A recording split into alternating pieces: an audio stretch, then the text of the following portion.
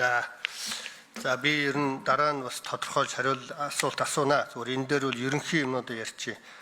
5-2-9 дээр үгэн та нар их гоё юм заасан байгаа ш. Төр хувийн хвшил, эрдэм шинжилгээ, иргэний нийгмийн байгууллагын хамтын ажиллагааг оролцоог хангана гэж байгаа. Энэ бол яг энэ их чухал да. Саяны 12-ийн 5-6, энэ 18-ийн 7-оос илүү. Одоо жишээ нь та нар 12-ийн 5 дээр ярих юм бол нэг тавьсан даргатайгаа л хилцээр хийхэл тухай ярьж байгаа шүү дээ. Одоо нэг засаг дарга нэг сайттай гэрээ хийнэ гэдэг чинь тэгэл юу хэлэх вэ дээ тэр хоёр үеиндээ. Харин 5-2-9 дээр төр хувийн хвшил хоорондоо хилцээр хийнэ.